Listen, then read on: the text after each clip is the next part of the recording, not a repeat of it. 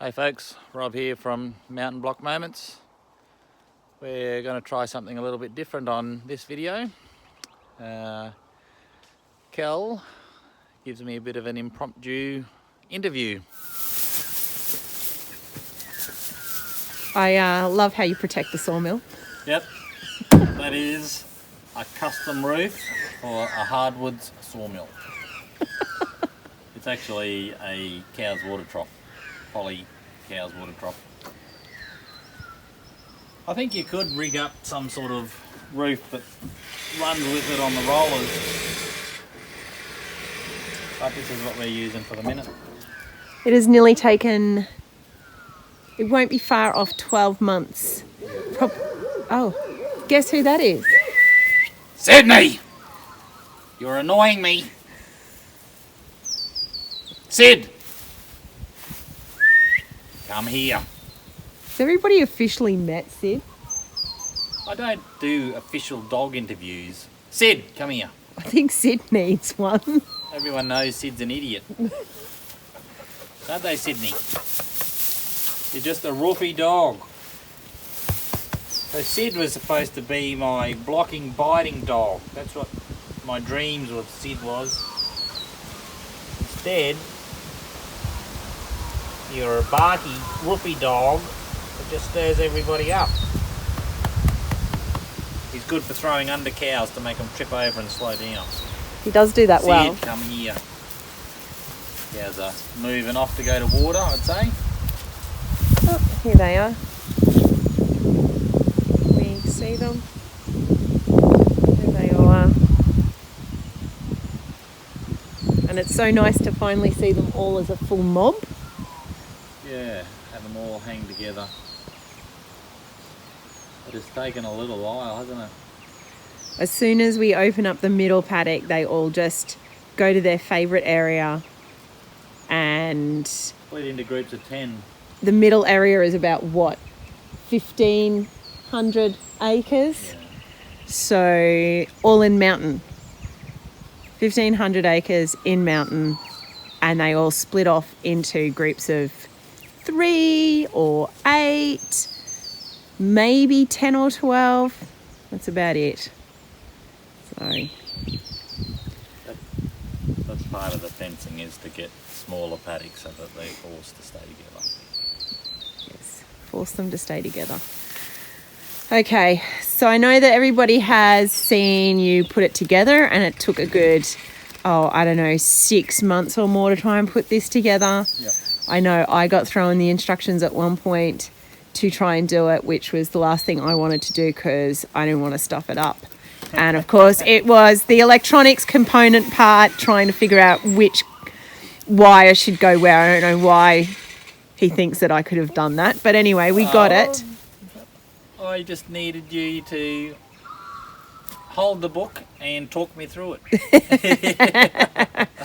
I have to admit, after an hour or two of fiddling around with it, we actually got it to come to life then. So I know, about a month or more ago, you and Eric Yeah, it'll be a month. finally finished it all off and got Did to a little use video it. of cutting the Timber. And I think, timber on the... this is the timber here. And because So surprisingly, actually, looking at it, I still don't know what species it is, but it must have been reasonably well dried. It hasn't cupped or bowed too much, so there's a little bit of weight in it. yeah, that's why I was like, I think it'd be kind of cool to just, there's 3, 4 Yeah, there's 3 equal length. 50 by 200s there, I think they were, or 50 by 185s or something. And this one's a 70 by 185. Okay. But that would be kind of wide enough and long enough for our little veranda overlooking the river.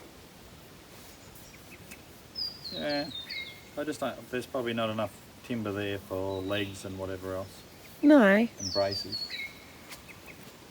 I'm guessing it'd look really cheap and nasty if I went, well, we just get some pine from Bunnings or something. Look, it's we've got a sawmill and we've got all of these trees. We can just cut more timber. We can. He says cut down trees, but he doesn't mean constant tree cutting. We have a lot of...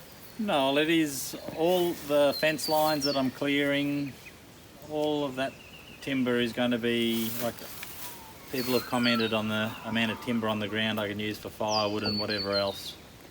A lot of the timber that I've pushed with the dozer, we will go back and go through. And they're big trees. They're big trees. Cut up the timber that we can bring back to here and turn it into something. Otherwise it's wasted, because what will happen in the end is it will get burnt.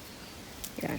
Well, I just looked over my shoulder because I knew we had heaps of timber behind me on the little slope there, and realised we've actually pulled a lot of it out and burnt it as part of our firewood. Yep.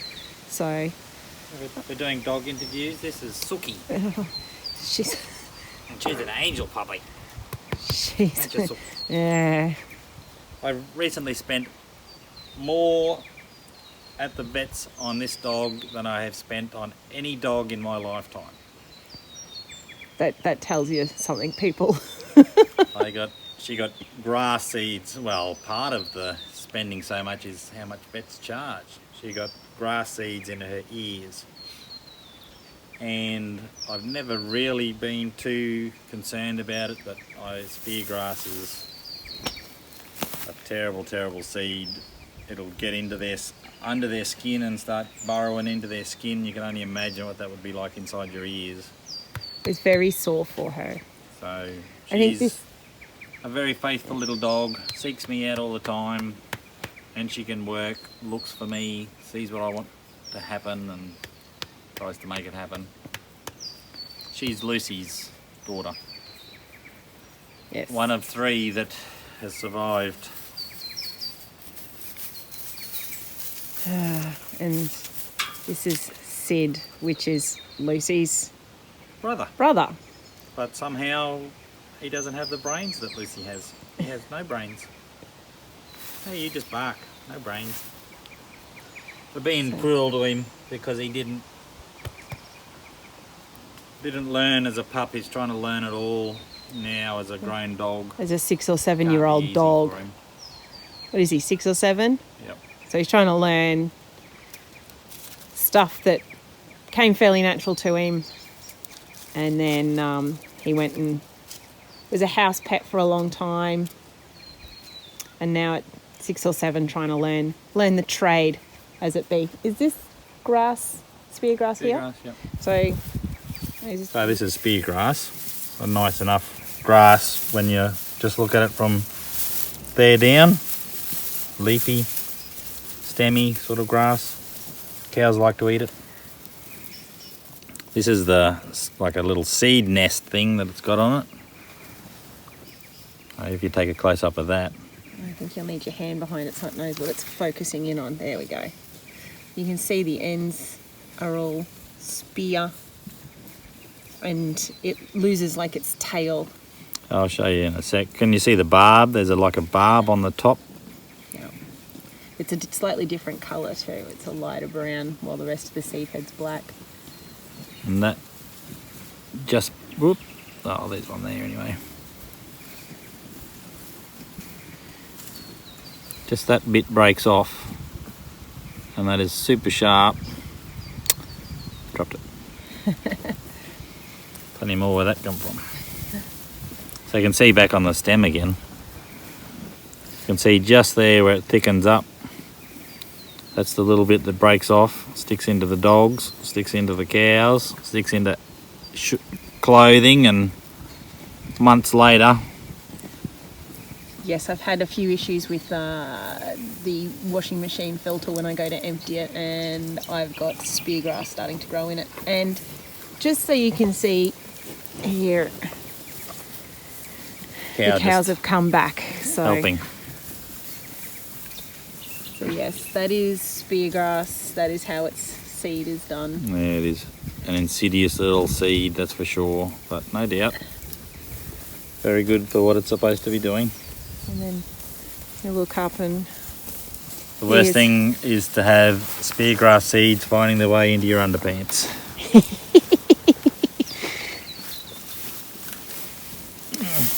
So there they all are, going off wherever.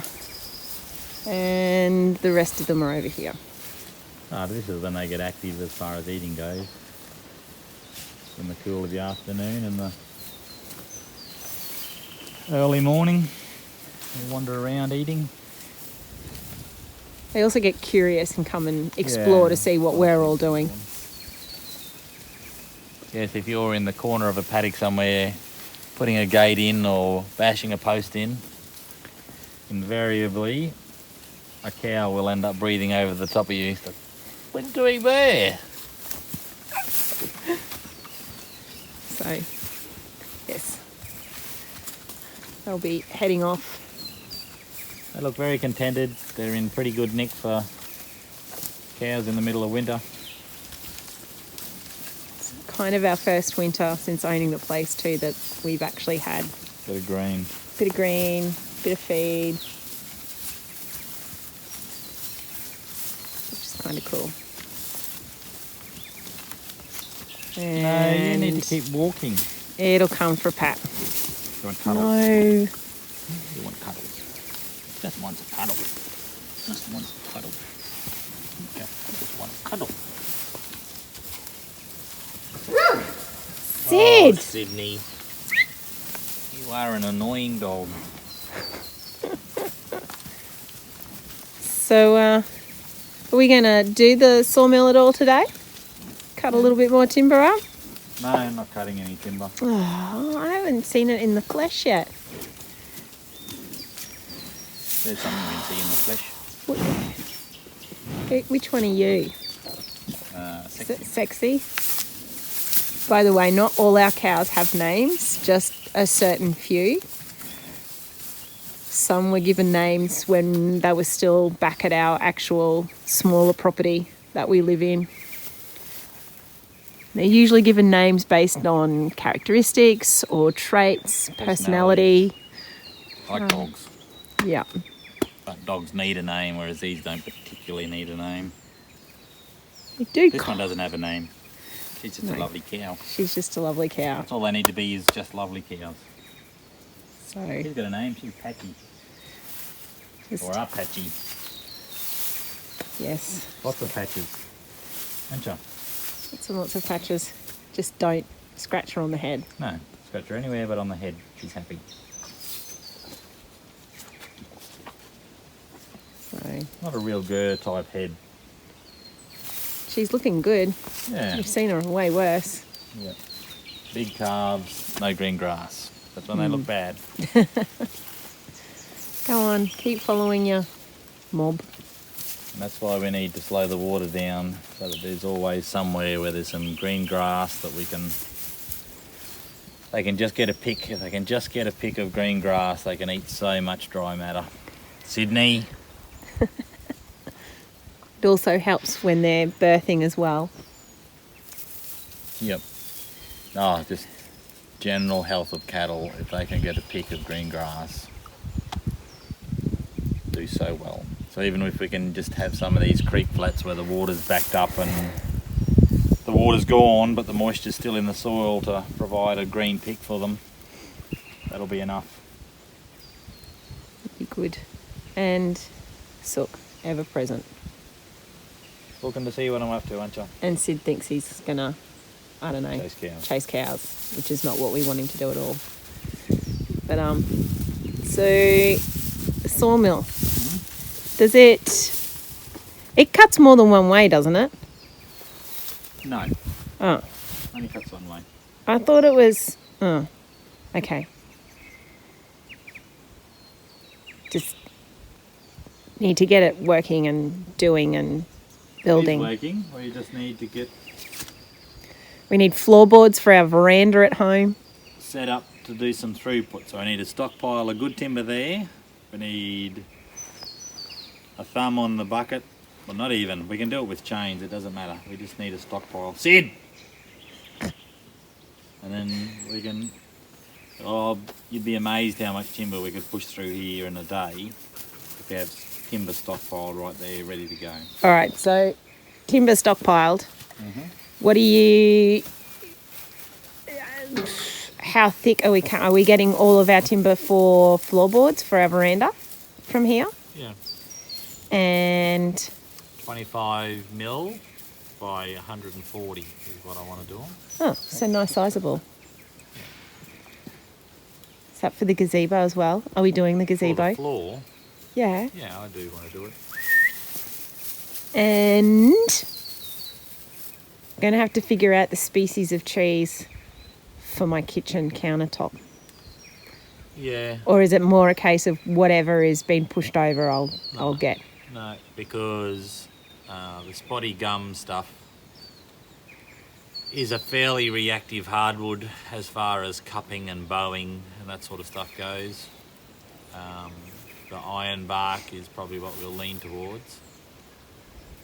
It's hard to find big timber without hollow centres in it. But hopefully we'll come across some that is big and wide enough, because it's a much less reactive timber. They reckon the stringy bark is as good, if not better, than the iron bark as well. There's no stringy bark just here. I was going to say, is there stringy bark? There's mainly iron bark here, isn't there? Spotted gum. Okay. All of this stuff here is just rubbish timber. I don't know what species it is.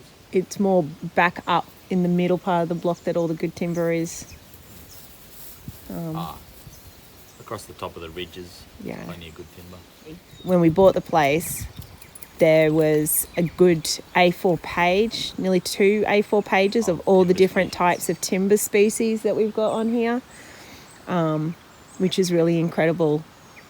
And we still haven't quite figured out which trees might be which species for all of the different eucalypts and hardwoods that...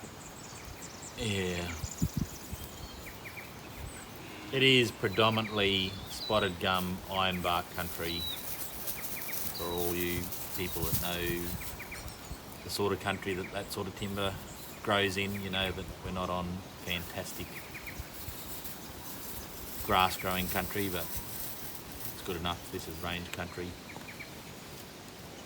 There's some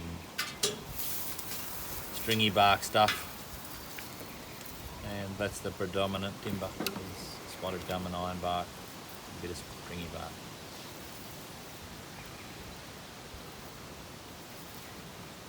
So, any other thoughts on your sawmill? Got a lot of work to do.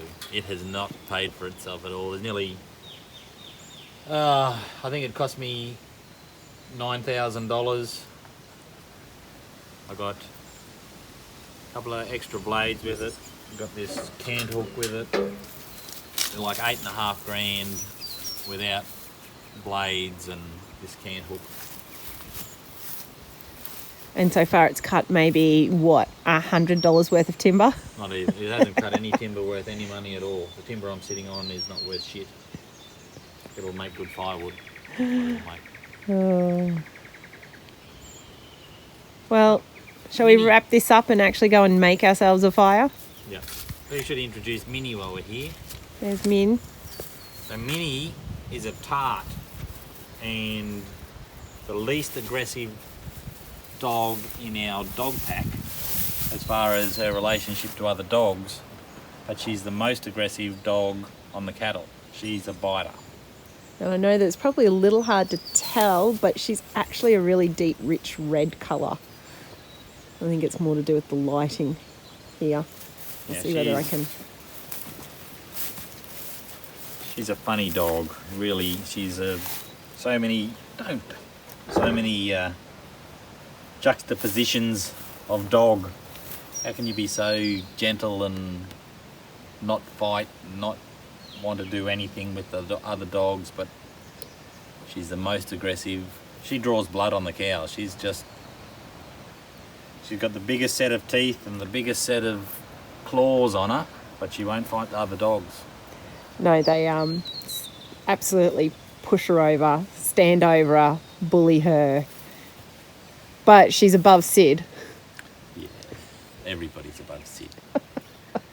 Poor Sid. Poor Sid. So Minnie is also the only one that is not a direct relation to the bulk of our dogs, but her and Lucy have the same father. Yep. So, Lucy's just there. Lucy, here. This is the Brains Trust.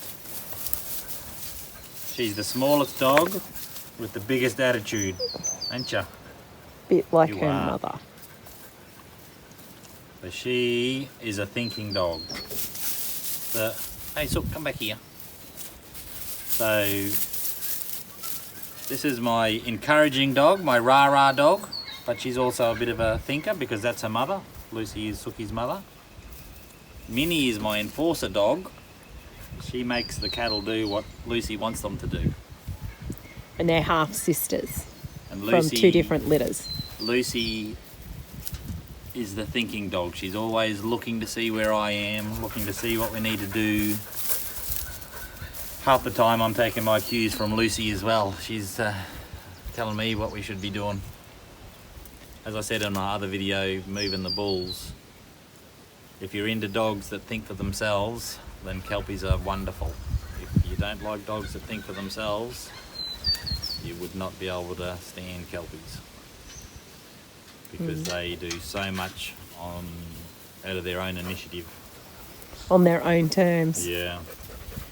The only dog that's missing, that's kind of part of the pack, and was the first of them all and started it all, is the old girl Biddy. She was... Yeah. I've always had kelpies. My mother always had kelpies. My grandfather always had working kelpies right up until he got into trial dogs. And the issue with kelpies and trialing is you need to be seen to be giving instruction to your dog. And kelpies don't always take the instruction. And they also... There you go, you can see she just rolls over. she's always submissive. They, yeah, my grandfather's dogs that he had brought off the property when he retired, when he first got into trialling, he'd send his dog to pick up the 3 sheep, and because they were kelpie dogs, they're like, well, there's 3 there, but there's a whole yard full of them behind it. I'll get them as well. So yeah, it is. They are totally different dogs. Collie dogs are awesome. If you want a dog that you have to tell everything to, there's going to be people out there just absolutely raging at me. No, my collie dog does everything. He's so smart. He does everything. Yes, he probably does. But as a generalisation, you want a dog that can chase cows, sheep, think for itself, kelpies. If you want a dog that is great in the yards, because dogs in the yards are good if you can tell them stop, do this, do that, everyone's happy. You've got a dog in the yard that's like, no, this is how we're going to do it. Nobody's happy. No. Unless you've got a dog like Sid. We have had kelpies that were not working dogs. Yeah, and there are, look, way back in the day, we had sheep, we didn't have cattle, and we had kelpies then, and you will get kelpies that can work with you in the yard, but it is always a work with you situation in my experience. Kelpies are always a work with you, but there's probably more cat in a kelpie than there is in, that's the sort of attitude that they have. You work with them. Your first dog your dog that when I first met you was Red, and she was very much like, I don't like the tone of your voice. Yeah. And she would then disappear and hide under vehicles, and 100 head of sheep would just... Yeah, and I'd be the one running around and the dog would be the one looking at me from the ute. So even Minnie is a little bit emotional. That's the best way to put it. They don't like to be spoken to too rough, but if you've seen my other videos, you know that I'm a shouter. I yell at my dogs. I should be whistling and giving good, correct instruction, but yes, I'm a shouty man. And Minnie doesn't like that. No, Lucy gets the shits with it as well, but if there's work to be done, she'll still be there doing it. That's when she actually goes out wide and is like, I'm not listening to you anymore. No. I'm doing my own thing. He's annoying me. Where are we going? All right, I'll take him there. I'll just take them there. And it isn't always the way we're going, it's just the way she thinks we're going. And that's the way that it will go. So away they go. Yeah. I jokingly say, you know, how much I beat my dogs, or I say I'll bash you because you've been naughty. They do not take to bashing. You'll only get away with bashing these dogs a couple of times, and then they're not the same dog anymore. They won't work for you. They won't work with you. They'll just run away and go, nah, I'm not having any part of that. No. They have to know who's boss. I am stern with them. I do make them wait for their food. If they do the wrong thing, they do get shouted at, and they sometimes get stuff thrown at them. And they do actually know who's boss, because when myself or the boys are trying to get them to do things, we know that Rob can get them to do it, but we can't get them to do it. Or they will work for me occasionally, but only once they figured out that Rob's not around and I need them to do something. And once they kind of figure out what it is I need them to do, they just go and do it, because obviously it's not something I do particularly often. And away they go and they just do it. But yeah, it's really apparent with our boys, isn't it? Yeah. Over the years we've had Eric. As they get bigger and sound more and more like me, the dogs are more and more inclined to do stuff for them. But when they were little, they just were part of the pack, and they were beneath the dogs as far as the dogs were concerned. Yeah. Now Eric can get them to do stuff that I used to be able to get them to do, and they won't do it for me anymore. So there's also Minnie, being the oxymoron that she is, she will work amazing with me when I'm by myself. As soon as somebody else is about, she's like, oh no, I'm going to go over there and get cuddles. Yeah. She's got a lot better as she's got older, but as a young dog, you could not get her to work if other people were about. No, she'd always come looking for me, or she'd be like, oh, I see you. Want to talk to you or want to help you or something. It's like, I've actually got to go so I can, because they want to watch me work the dogs. It's like, well, I can work Lucy. And Min will be laying at their feet on her back wanting a belly scrub. Yeah, pretty much. So you work with them, that's for sure. You work with their personalities. You persevere, don't we, Min? But it is amazing what you can achieve with a couple of good dogs. I'm happy that you've got the dogs, because I know that they help you up here, but they're a lot more than just working dogs for us. Yeah, they're actually part of the family. They're my emotional crutch as well. When shit's going sideways, I only have to sit down like this and have a dog burrow in like that. Yep. And they will, Suki will generally only do it to you. Min will do that to sort of everybody. So will Sid. I personally believe if you were somewhere and you were feeling down, or something was on your mind, or the dog will come up to you and impart their whatever it is that dogs have. Well, there's a reason she's called Suki and has done from word go, because ever since she was about 3-4 weeks of age, she has been tucked in up around you. Yeah. Since day dot. So yeah, we've had an emotional roller coaster since she's been a puppy though. Yeah. But all of these dogs know that you're cornered if you don't shut the toilet door. And I'm pretty sure Min, if it wouldn't matter who was in the toilet, if the door wasn't shut properly, she'd be in there going, you can't escape. Scratch me. So yeah, these dogs are very much a part of our family, and as much as it drives me nuts with the amount of fur that they shed and dirt that they bring into the house, we always seem to let them in. Yeah, well, our youngest born is a shocker for it. We were never really allowed dogs inside as a kid. They were working dogs. We did come off a farm, and probably because they ate a lot more stinky meat than these dogs do, you didn't want them inside. But We feed mainly just dog biscuits. We've only got 4. I think we had 27 dogs at some stage when I was a kid. So we're on a much smaller scale than we're doing here. We can get by with just having one team of dogs. You get up to thousands of heads of sheep and hundreds of head of cattle. You need 2 teams of dogs, you need 3 teams of dogs because you wear them out.